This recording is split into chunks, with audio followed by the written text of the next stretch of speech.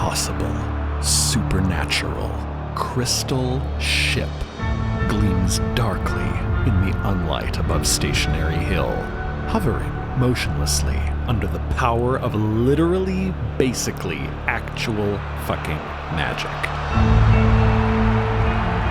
The crowd goes wild.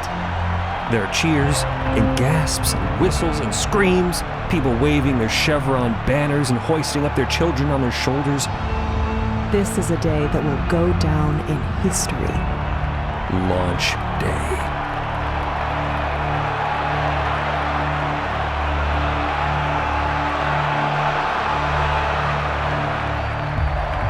The tall tower at the city's peak is rigged with multiple freight elevators. They chug up and down the tower's slanted sides on angular tracks, on their way to or from the prow of the ship suspended above. On one of the lifts, descending now, two women stand together, leaning casually on the rail as the platform clanks down to ground level. Recognizing Merlin and Mother Artifice, they saunter on over to join their fellow crewmates, waving. Here goes nothing, y'all. Into space and time, here we come. Everett shoulders her backpack in stride with Mickey beside her. How you doing? Feeling good? Ready to go? She bams Merlin on the shoulder chummily. Cosmos isn't going to explore itself, or maybe it will. I don't really understand how these things work. What's happening, Artifice? Hi. She nods to Cleo. You must be Cleofy. Everett Shearwater. How you doing? Hi. I'm great. You're great. Everybody on this crew is so cool. Oh, thank you. I agree with that. Not too shabby. It's a good group.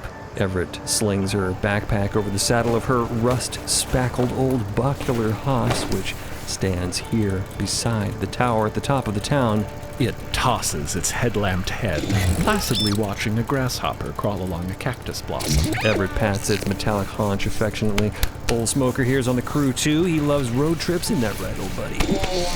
Oh, he's so cute. I think so. I'm fond of him. Everett and Mickey make a striking pair. Everett here, windblown and freckled, a tousled, bleach-blonde braid with dark roots tossed over one shoulder, wearing a battered, oversized red bomber jacket, originally owned by her uncle. Her wife, Mickey, is tall, strapping, and brawny. She radiates a calm groundedness that puts everyone around her at ease. Hey, good to meet you, says Mickey. Ship's ready to go. Everett and I were just heading down the hill to grab the stagecoach. Just between you and us, Everett's attention has landed on the granddaughter, and her jaunty smile fades for just a moment. Her brow furrows, her eyes narrow. No one else notices. Especially not the granddaughter. And in that instant, Everett shakes herself back. Yep. Yes-sirree. But we gotta get they sent us down here to find the group and get this crew photo first. She squints up at another descending elevator coming down the tower from the ship, laden with more crew. Let's get it done. We got places to be, ships to fly. More and more crew are arriving at ground level, disembarking from the ship by tower elevator, all looking around as well for something. Where the heck is Kaneki with that camera? Everett yells over to some of the descending crew. Has anybody seen them? Shaunamarian, the bosun, two of her four hands in a thumbs-up gesture. Yeah, they're coming now. Everybody start gathering. Cleo has just about reached the limit of her endurance for the blinding light of the to which she is completely unaccustomed, and she takes out some pink, heart-shaped glasses. She hesitates, holding them out towards the granddaughter. Isn't this amazing? Are you doing okay with this light? Sorry, what was your name? I was talking so much before I didn't even give you a chance to answer. I can be a real chatterbox sometimes. The granddaughter looks pretty well shaded under the brim of their new hat. I'm just the granddaughter. Oh, do you not? Sorry, I guess I always thought you kept your names right up until you became mothers. No glasses, then? No. Everybody make room, please. Are all of the crew members present? There's a booming, megaphone-amplified voice cutting through the noise of the crowd. Okay, please line up. By the tower, we are taking a photo. For the newspaper. We are taking a photo for the newspaper. Kaneken Hartevelt, field journalist with The Current, the median's premier newspaper, is attempting to corral everyone into an aesthetically pleasing arrangement with at least a portion of the immense ship visible there in the backdrop behind them. Altogether, the ship's crew numbers just over 30, though they won't be picking up the last few until their voyage is underway. They all stand together here at the top of Stationary Hill, scientists and engineers and technicians. Naturalists and chemists. Pilots and witches. And bacular men and fairy tale princesses. Experts of the and experts of the fold. The best of the best. All selected and trained and prepared for this singular cooperative endeavor. Cleo has been handing out cute little floral corsages for everyone to wear, so we match for the picture. Yes, the picture. Incendiary imaging technology has come a long way in the last 30 years. The camera that Kannakin is setting up now is amazingly compact. It's super light, lightning fast, nothing like the cumbersome lunkers that cameras used to be. They hoist the 60-pound bazooka-like cylinder onto its tripod, their arms trembling with the effort. And then they trot back over to join the rest of the group, the shutter switch in their hand, trailing a long cable back down the hill towards the camera. Please, everybody, look directly at the device. Okay, ready, set, smile. Yet another cheer goes up from the assembled crowd as the camera emits its blinding flash. A faint haze of acrid vapor rising from its exhaust vents. And there you go. Photo op complete. With that, nothing remains but to, Could it be time to go? The marching band over here seems to think it is. It's approachingly that time. Crew members are saying goodbye to friends and family here in Stationary Hill. The last of Cleophe's luggage is getting hauled out of the Fantasy Sea Slug carriage and loaded onto a gantry elevator. One of Cleo's items is a large wicker pet carrier of some kind, from which a skittish cooing emanates. The naturalist is hugging her dad down the street. Everett is saying goodbyes and slinging high fives. She seems really popular here. Hugging her mom, and Everett's mom also ropes Mickey into a double embrace. Can't miss that. Anyway, it's time to rumble. Everett and Mickey swing astride that trusty old bacular hoss. Old Smoker, was it? All right, we're going to get the stagecoach, and then we're going to link up with all you once you're out over the desert. So, y'all get aboard, and we'll see you in a bit. And with a wave from the two of them and a wheeze of well-worn hoss pneumatics, they canter off down the hill through the crowd.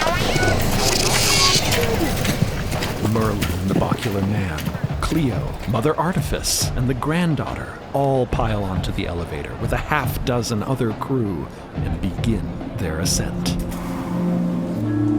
The towering, darkly iridescent arrowhead of the ship slides past them as they ride the elevator.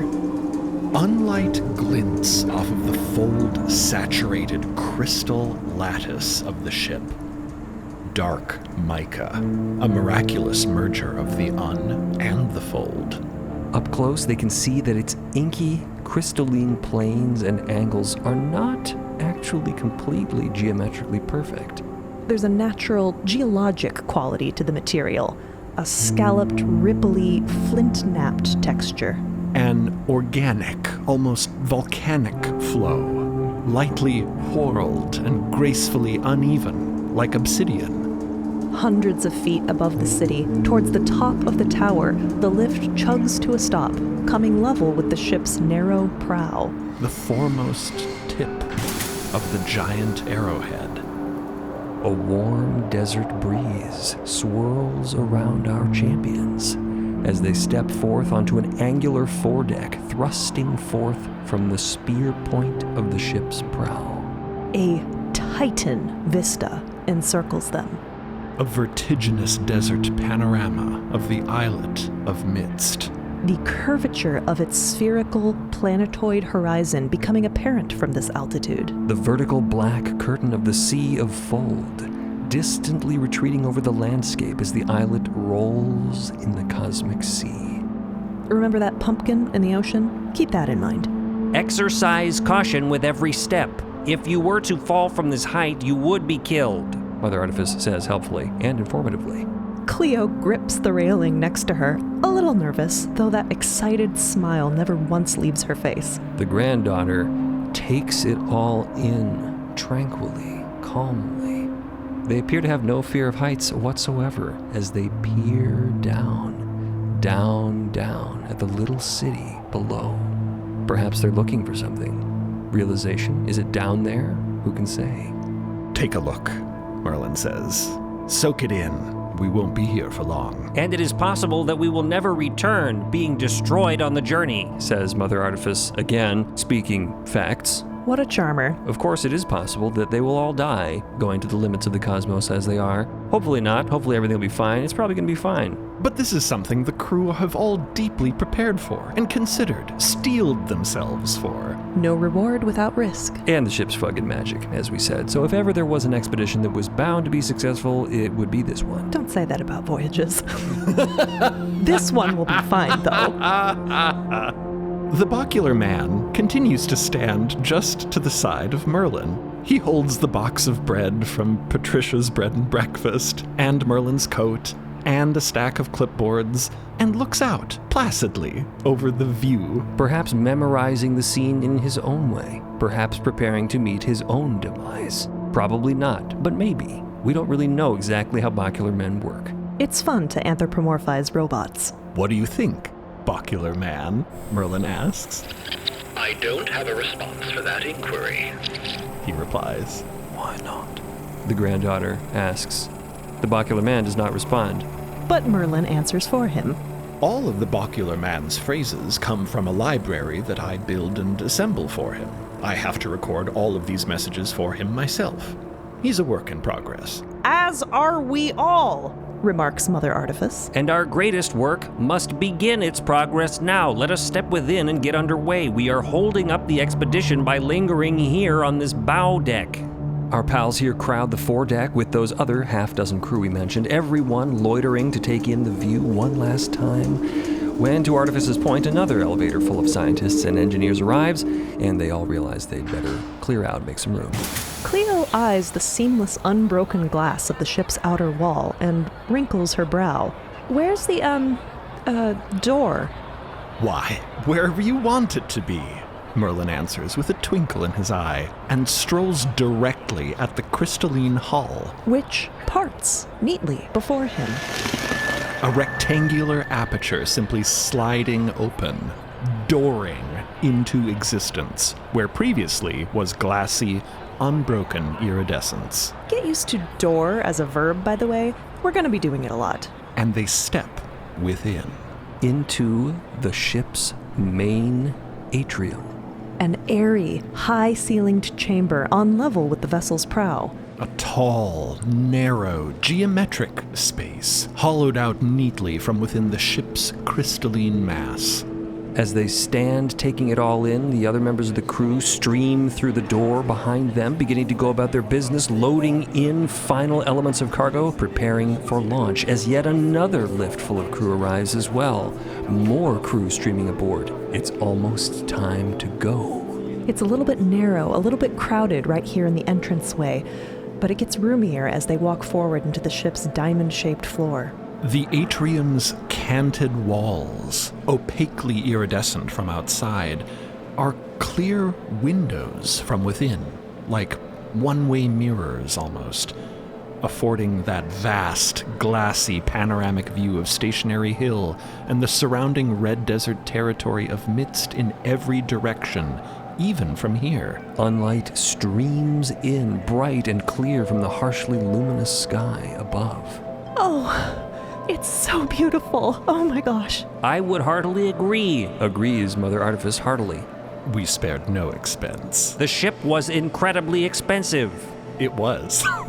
Tasteful, expensive-looking lounge decor populates the long, knife-like floor plan of the atrium. Little arrangements of chairs around small tables, a few collections of benches and sofas facing out towards the panoramic walls, offering spots for observation and conversation. Down the center line of the atrium lies a handsome woven rug, a MIDST original, by the way, handcrafted by Stationary Hill's best, decorating the flat black crystal of the floor. Flanked by parallel planters from which swoop a few local cacti, some tall arcing succulents, a couple of fronded palms drinking in the light from the giant windows. A little greenery for the journey. Artifice intones with subtle, soft-spoken nuance. for those among the crew who may take pleasure or comfort in it when inevitably we find ourselves amongst locales both strange and unfamiliar. And if cacti don't console you, we've got the kitchen and lounge up there as an alternative, Merlin says, indicating stairs sweeping up to 2 half-deck balconies suspended above, both open to the atrium. This is all very exciting, very mesmerizing, but the granddaughter sees and hears almost none of it, blind to all the activity, the hustle and bustle of crew loading aboard around them. They have eyes only for what lies further within. Wow. What do you think of all this, Grit? Oh. There, suspended in the center of the atrium below the half-deck balconies above, is a light bulb. A big one. About 8 feet tall and 4 feet in diameter. If you could fit a person inside it, and believe us, you could, but you should not, they would have room to spare. They would be very comfortable except for being trapped inside of a light bulb. This light bulb sparkles in the middle of a conversation pit recessed down into the atrium floor. Encircled in upholstered seating, kind of like a campfire inside a ring of benches. A soft, pulsing, inviting warmth radiates from it. The granddaughter's skin prickles. Twisting and winding within the polished, cylindrical glass of the bulb, a dizzying labyrinth of absurdly intricate filaments. Thousands of fine carbon wires and contacts pulsing and shimmering with flickering multicolored light, like the most mesmerizing Christmas tree you've ever seen. This light bulb, it isn't like the other girls, just like the Bacular Man isn't like the other boys, because this light bulb doesn't just contain and emit light. Oh no. I've never seen anything like it. The granddaughter says, their eyes glowing like a cat's in the beam of a flashlight. A weightless, black fluid swirls and flows languidly within the glass of the bulb, twisting and rippling among the numberless shimmering filaments. It eddies and undulates like the hypnotic liquid in a lava lamp, like ferrofluid in zero gravity. It coils and sluices, frictionlessly exploring the bulb's labyrinth of light, investigating, examining each and every luminous contact. A living plasma of pure, concentrated fold, eddying in tranquil electric symbiosis within the bulb. Light and fold, Merlin says. 2 elements traditionally thought to be at odds with one another, at least highly unpredictable in combination, now harnessed into a miraculous union, capable of hitherto impossible things. Looking at the light bulb is mesmeric. As here the granddaughter proves, it's like gazing into a flickering campfire, and a beautiful aquarium, and a crazy bananas fucking off-the-wall pinball machine, all in one. Miss Gilmuth, says Merlin. Granddaughter, I'm thrilled to present to you the Fold Light. For a second, his eyes shimmer, almost teary with emotion. With science passion. There are many marvels of engineering and science and mysticism within this ship, but this light, this Fold Light, might be the greatest of them all. Mother Artifice and Mr. Amos, who you'll meet shortly, I'm sure, have together created something extraordinary, beyond description. Actually, it is quite easy to describe. I would be happy to enumerate for you the functions of its creation. Well, not now. We have things to do. Indeed, perhaps some other time. Cleophas circles around the Fold Light in awe, its luminance reflecting in her wide eyes. Reflecting still, too, in the granddaughters, who stand stock still, gazing into the light, hypnotized, a moth to a flame. This is so amazing. The Fold Light, the ship, MIDST, everything. Oh, I can't wait to get going. I can't wait to see even more of the Un. From across the conversation pit, Merlin raises his hands in excitement. Yes, good. Nurture that enthusiasm. Final preparations are nearly complete, and in just a few more minutes we shall depart. Merlin's image is distorted through the curved glass of the fold light, kind of like a funhouse mirror. A journey to the limits of the cosmos is made up of smaller steps, and our first port of call is the highest light. There, we're to pick up our medical team, and the award-winning chef, Kino del Belsaban, and his retinue. He's quite good. You are going to enjoy the mixed drinks which he concocts. Oh, that's right, the chef. Oh, I'm so excited. I had the opportunity to meet him during a test flight, and I look forward to seeing him again, primarily for the effect that he has on the rest of the crew, though I myself do not partake of his drinks. Yes, then we will make for the distant reaches of the upper unfold. Then to the deepest depths we go, by way of Acuta, into the abyssal trenches of the fold. Merlin is in full professorial lecturing mode now. And at last to Brocherug and the unknown end beyond the delta. Merlin clasps his hands in exquisite delight. Science passion. But to do that, we have to launch. So, please, take your seats.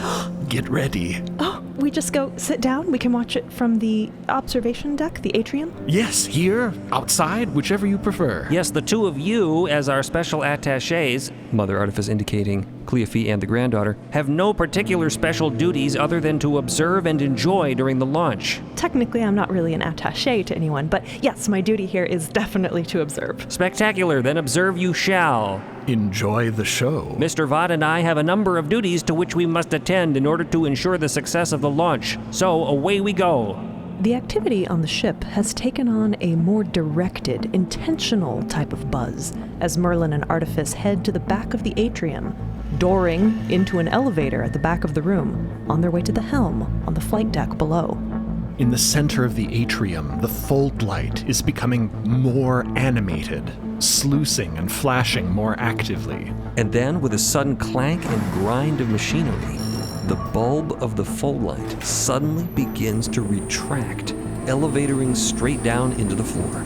For just a moment, through a circular aperture in the middle of the conversation pit floor, Cleo and the granddaughter see the bulb descend into the flight control deck below. Into a room full of whirring brassy machines, whizzing ticker tapes and spinning metallic discs covered in notches.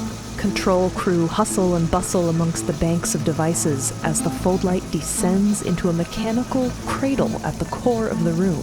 Merlin and Artifice stepping forth to attend it. And then a mechanical iris cinches shut, sealing the atrium floor, and Cleo and the granddaughter see no more below. But thankfully, there's still plenty to see outside. Cleo pulls the granddaughter back towards the open-air foredeck, dooring through the front wall of the atrium. Let's go on the deck. It is so nice to have someone else here who doesn't have a specific job to do. I wasn't even sure if there would be anyone remotely close to my own age, but we're about the same, aren't we? I bet we end up spending a lot of time together. The granddaughter doesn't respond to that. In the light of the Cleophe's bioluminescence is either gone or very difficult to see, but she still looks like something out of a storybook. Not that the granddaughter knows what a storybook looks like. Quite literally, they know what storybooks sound and feel like. But when you live in the deep cenobium, you can't exactly look at the pictures. More on that later. The foredeck is a popular place, as it turns out. As many people as will fit are crammed out here, most of them crew without immediate launch duties. Scientists, academics like the naturalist, the botanist, the chemist, the geologist, etc. Felix Hustleworth, the representative from the Timekeepers Guild, is sourly looking at a ponderous-looking pocket watch and holding an angular speaking tube connected to the body of the ship by a strange, shimmering umbilical of liquid crystal. Mother Artifice comes blaring over the teletheric, also audible through the speaking tube. Felicitations from the ship. We are fully operational, ready to fly. The ground crew reply in kind. You're cleared for launch. Journey's mercies. Merlin pipes in. Excellent. Let's proceed with the launch countdown. Stationary Hill, Felix, chronologistics here. Let's please wait for the optimum time on my signal, if you please. The crew of the ship, the crowd on the ground below, await the optimum time. It could be here at any moment. Only the Timekeeper knows. Is it time Now? How about now? 10. Now, it's time. The tower's gantries retract from the deck. 9. Watering hoses detach and withdraw from lower decks of the ship, crystal apertures smoothly sealing in their wake. 8. The darkly reflective surface of the ship warbles, deeply like the twanging sound of an icy lake readjusting as the fathomless opacity skews clear, faceted depths realigning. Still 8. Hang on. 7.5. The crowd on the hill below is roaring in anticipation. And now 7. From the deck, numerous crew members wave and shout. Kannakin Hartveld lines up and snaps a photograph, looking down from the prow. Another explosion of toxic fumes, a flash of light. 6. Cleophe leans over the side, waving a handkerchief and blowing kisses. She doesn't really know anyone down there, but it makes her feel happy to do that. 5. The granddaughter's eyes can't help but widen, their hands tight on the foredeck's banister. 4. On the flight deck below, Merlin tugs his sleeves up. 3. The entire exterior of the ship turns clear. Each and every crew person, each and every deck, every piece of furniture, every element of the ship's interior skeleton now standing clearly visible in silhouette within the chevron-shaped shard. 2. There rises a crystalline ringing, Like the breath before the beginning of a song. a singing in the air, also felt within the glassy superstructure of the ship. 1. The shard-like ship hangs, breathtakingly silent and still, inexplicably suspended above the city. Glimmering like a prism of rainbow glass. To the end! To the end! Someone in the crowd screams below, and the cheer is picked up by the rest of Stationary Hill until, With a slow, frictionless grace, The ship begins to move. issuing through the air like a knife, the unearthliness of its passage jarring to perceive. As the assembled crowds in Stationary Hill pause, then cheer one last momentous time as the ship supernaturally passes by overhead. and with that, the expedition has begun. From the deck, the city quickly, startlingly quickly, falls away behind them. The tree, the trams, the tower, the teeming masses. One cannot help but gasp in the gentle midst-born breeze. The landscape of the islet of Midst rushes by. A squad of mirrorhawks dips and darts, spiraling ahead of the ship, zooming along like dolphins in front of the prow of a boat at sea. The incredible colors and plant life of Vermilion County zipping by underneath. For all its speed, the ship's passage is incredibly smooth, almost unnoticeable. The crew standing at the prow on the foredeck, whooping, astonished, aghast. Never mind, not aghast, that's bad. Forget we said that one. Cleophe laughs in pure, unadulterated delight, the wind whipping her hair into a cotton candy froth. The granddaughter removes their hat, Or the wind would remove it for them. still clinging tightly to the balustrade, trying to keep their wits about them. This is unlike anything they have ever seen or ever done ever before. This is crazy. What are they doing? This is bonkers. There below, arcing out from around Stationary Hill, now a dart-like vessel is climbing out of the shipyard to meet them, flying fast. It's weathered and well-traveled. Kind of a katydid-shaped vessel. Airplane, submarine, helicopter-looking thing. Beat up and old-fashioned, perhaps 15 years out of current style, crimson paint flecked and peeling on its aerodynamic, swallow-tailed metal hull.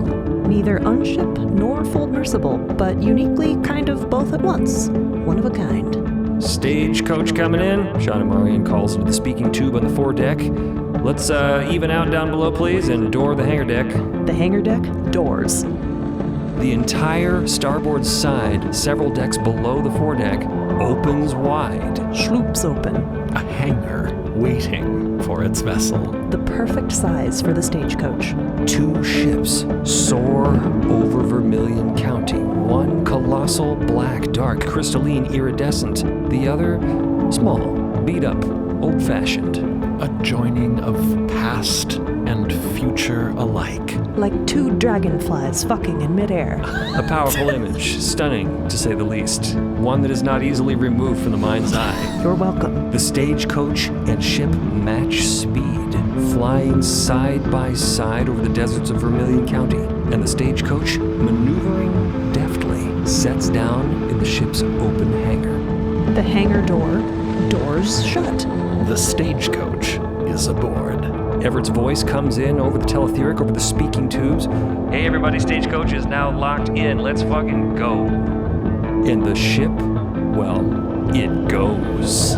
Blasting off, tilting back, heading skyward with such gusto that a few pieces of furniture fall over in the atrium. Growing pains. Back on the teletheric, Everett comes in. Okay, Cosmos, here we come.